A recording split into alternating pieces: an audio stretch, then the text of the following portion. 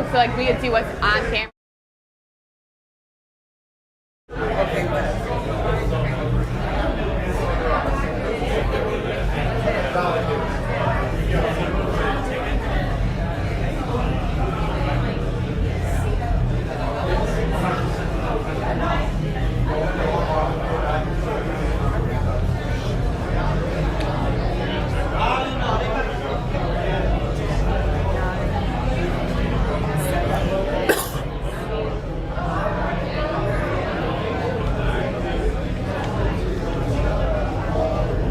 The Saints are back in the Superdome with a matchup against the 2-2 Seattle Seahawks. With the black and gold behind them, New Orleans looks to slow down Geno Smith and Seattle on their way to the first home win of the season.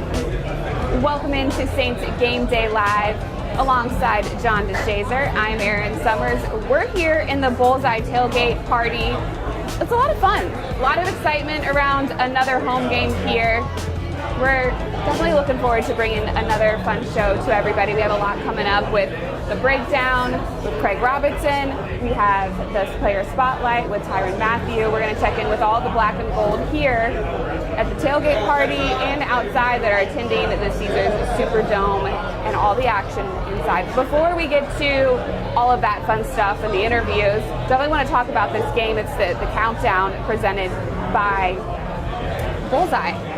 John, 2-2 Seattle here. Quarterback Geno Smith has done very well in his first 4 starts. 48-45 win over the Lions on Sunday, 555 offensive yards. They're definitely producing on the field. However, it's been very clear that the focus for the Saints this week is on themselves.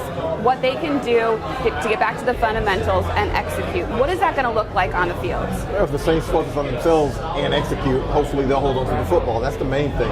That's been the theme throughout these 3 consecutive losses is the turnovers. The Saints lead the league with 11 of them. They're -7 in the turnover ratio. That's worse than the league. If they can get back to themselves and the penalties, 34, which is second most in the league. If they can play clean, that will help them win this game. And that's what they're talking about when they say self-focus. It's not necessarily what the opponents have done. They don't feel like they lost to Minnesota. Or they don't feel like Minnesota beat them. Right. They don't feel like Tampa Bay beat them. They don't feel like opponents are beating them. They feel like they're beating themselves. And if you're beating yourself, if you clean up your own house, you'll have a lot better outcome.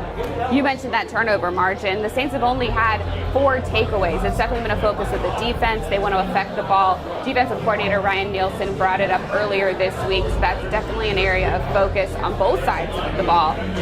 We know that the crowd, they're going to be loud. They're going to bring a lot of energy to the Superdome. It's the second home game of the season.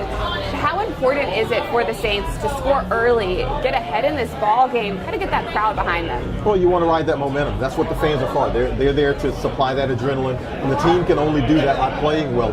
If you jump out to an early lead, get the fans a reason to continue to cheer, a reason to be loud and throaty and obnoxious in the stands, a reason to really want to push you across the finish line. They will, but you've got to give them a reason for that. The Saints have not, unfortunately, given them a lot of reasons, even though they only played the 1 home game against Tampa Bay, but they didn't give them a lot of reasons in that game. That was a nip and tuck game, and then it went south late in that game.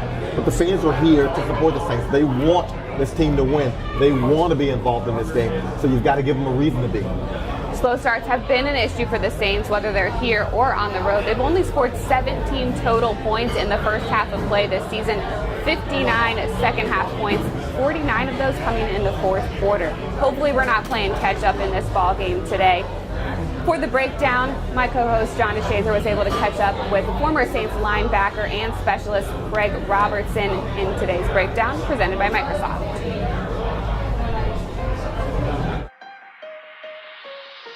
Joining us for this week's breakdown on the Seattle game is former Saints linebacker Craig Robertson. Seattle quarterback Geno Smith playing out of his mind right now, playing better than he has ever played in any stretch of his NFL career. Saints played him last year. Geno Smith did not play well. Now he was coming in for relief of Russell Wilson, and so a little bit shorter notice. Maybe this season going in, if he establishes himself as a starting quarterback, he can kind of take a deep breath and exhale. But, how many guys are able to make that jump and sustain that jump? Because at some point you say, okay, well, when is he going to become the Geno Smith of the Jets? But right now he is the Geno Smith who is taking off like a jet. Yeah, no. I mean, it's our job as Saints, right, to make Geno uncomfortable. Geno right now, when a quarterback is comfortable, he's scared, right? And that we've shown that any quarterback that you play in the NFL, if they're comfortable and they're knowing exactly where they're going with the ball, they're scary, right? Because they're NFL caliber quarterbacks. I don't care if it's a first string, second string, third string, any comfortable quarterback is scary. So getting him off his spot, but they've been able to run the ball, right? And so Penny been doing a good job running the ball. And when you're able to run the ball, it's easy to play complementary football as a quarterback. Yeah. Saints defensively haven't been able to create the turnovers they want to, but on the scoreboard they've done pretty well, especially in some tough circumstances where they've been able to, force field goals instead, and they've been able to get some 3 and outs in some critical situations and those kinds of things. What have you seen from the Saints defense so far this season? Man, they're playing. You know what I'm saying? Like, man, they got a lot of guys on there. They got some new guys that are still learning too, right? And so that's a place where we've always had some stability. And we've had stability from certain guys, Cam J, DeMario, Marshawn, and then you added some guys, right? You got Honey Badger, you got Marcus May, like you're adding some guys that are still learning the nuances of the defense. Mm-hmm. You know what I'm saying? Like when LeBron went to Miami, he was still learning his teammates. He was still learning how to play with his teammates. You know what I'm saying? So they're gonna go through that rough patch, but the patch that they're on right now, like the pick that Honey Badger had on Sunday in London, man, that's a vet play. Yeah. You know what I'm saying? Like I look at that play, I know exactly what coverage we were in. I saw them try to hit the honey hole, and he took it. Okay, so Craig, your career, 4 years Cleveland, 5 years Saints, but you wanted to retire as a Saint. Why was it important for you to retire as a Saint? Man, New Orleans felt like home, to be honest. My biggest thing in New Orleans, they brought me here to play special team. Mm-hmm. And then I just happened to be available every time they needed me. You know what I'm saying? So it was like, all right, cool. I'm kind of chill. I'm gonna have fun, speak my mind, but kind of control myself because I wanted to learn from Drew. I wanted to learn from Cam J, Mark Ingram. Like these guys, they've been in the playoffs more than me. At this point, I had been 0 times. So that was all I wanted. That was my main reason coming to New Orleans. Thank you for joining us, Craig, for the breakdown. And I will be there this weekend. We need a win. I'm coming.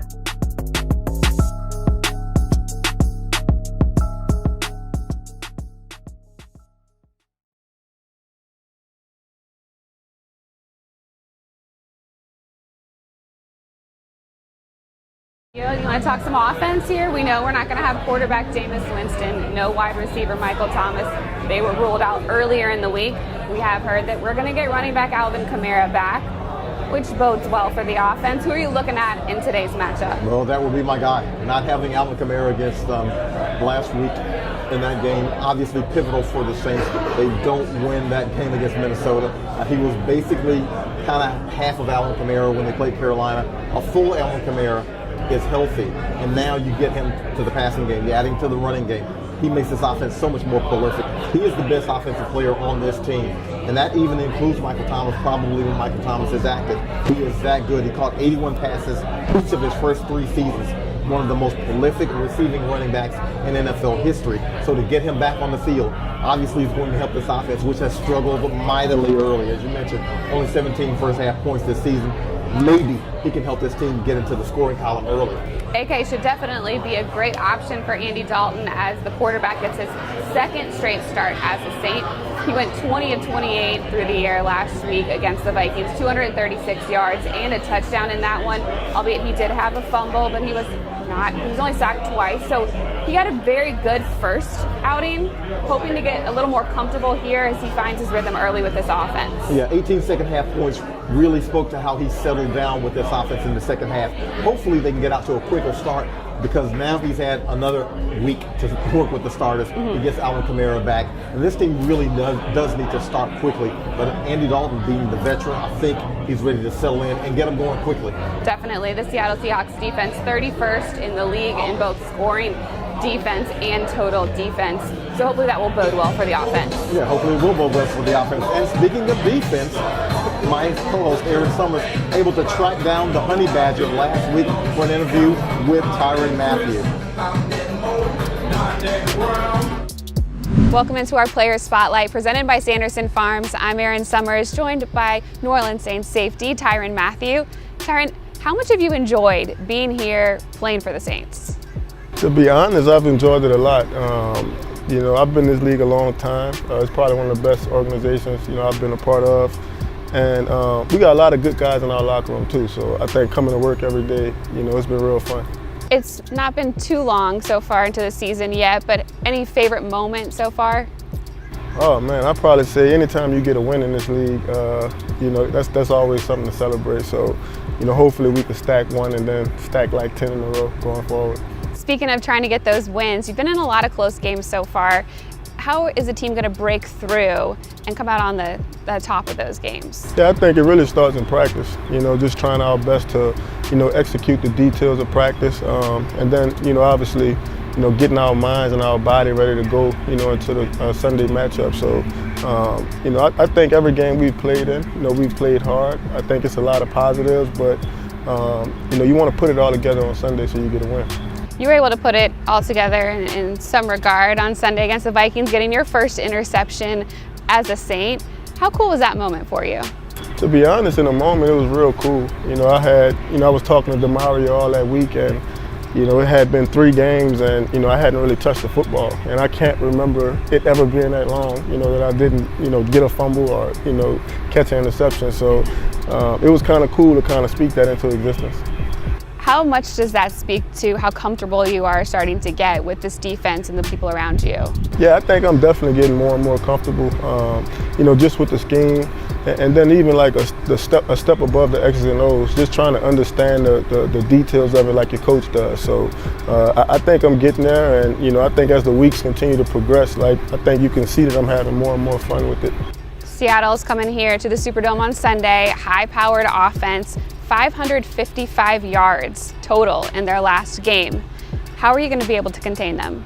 Well, I think they got a lot of weapons, especially on the outside, with DK Metcalf and Tyler Lockett, even the tight end position. Noah Fant is a tight end that can stretch the field. I think Geno Smith is probably, completing like the most percentage of his passes, coming into this season. So, and they got a good running back system as well too. So they're going to lean on a couple guys. I just think we got to be great in our fundamentals. We got to be able to challenge the receivers, and then take away the explosive plays. I think if we can minimize that, and then always, how can we affect the football? How can we get the ball back to our offense? So, I think the biggest thing on my mind is not letting anybody get behind me, and then just finding ways to create turnovers. You got a little taste of being in the Superdome. You're going to be back now for 2 straight weeks. How excited are you to be playing in front of the home crowd? I think it's going to be fun. I think it's always fun, to play in front of your people, your fans. And then too, like if we can just stack one game and then stack another one in front of our fans, who knows what that's going to do for us, as far as momentum goes. So, you just want to take it 1 week at a time, but, it's always cool to get in front of your fans. Thank you so much for the time, Tyrann. We look forward to more picks from you this season and seeing you out there on Sunday. Thank you. Appreciate it.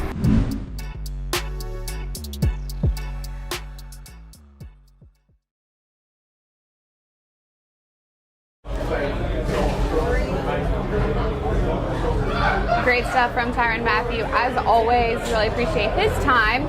He's going to be alongside the defense trying to limit Seattle Seahawks quarterback Geno Smith. He has the best completion percentage in the NFL right now at 77.3%. He's got a lot of offensive weapons. What can that Saints defense do to affect the quarterback and limit all of those threats? Well, your best bet is to keep him in the pocket. He's a guy that they've been putting in bootlegs. They've been putting in zone read situations. He's got good legs. He's got good escapability. But if you can bracket him in the pocket, hopefully knock him around a little bit, maybe rattle him, force a turnover out of him. Saints sacked him 5 times last season. Now, that Geno Smith isn't this Geno Smith, but you hope that he will revert to the guy that he's been before. He's got Rashad Penny, the running back, wide receiver DK Metcalf, and 5 of 6 of his touchdowns this season have gone to tight ends. So that's something to watch when they get close to the goal line. See where those tight ends are on the field. Plus special teams now. Last week against the Vikings, Will Lutz came up big with a 60-yard field goal. Did miss that 61-yarder to close out the game. However, I saw you talking to him in the locker room. How's Will feeling? What's his mentality like heading into this one? Well, Will Lutz is the confident kicker. He made a 60-yarder. The 61-yarder barely missed. He feels good about where his kick, hold, snap operation is. So I think if he's in that situation again, he'll probably come through for the Saints. He looks forward to that situation. He wants to be in that situation where it's a game-winning or game-tying type of situation. So hopefully the Saints can put him in that position. I'd like to see him up by 3 touchdowns instead. But instead, if they can't get to that point, you feel comfortable with Will Lutz. We're all confident in Will Lutz and his ability. Happy to have him back this season. But you're right. Let's get some more points on the board early in this one. And if you still need anything for game day, make sure you download the ASAP app. For all of your game day needs, use code SAINTS22 for free delivery, tickets, autographed merchandise, and more. ASAP is the official mobile partner of the New Orleans Saints.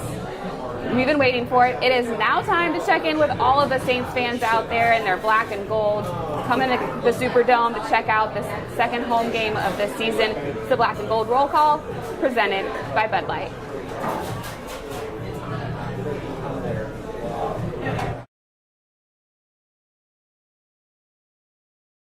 From Mount Vernon, Alabama. Go Saints. Hey, my name is Jerome Smith from Slidell, Louisiana. Score prediction is going to be Saints 31, Seahawks 24. Go Saints. Go Saints. It's time for a turnaround. Go Saints. Go Saints! Woo! Go Saints. Woo! Woo! Get a Go Saints.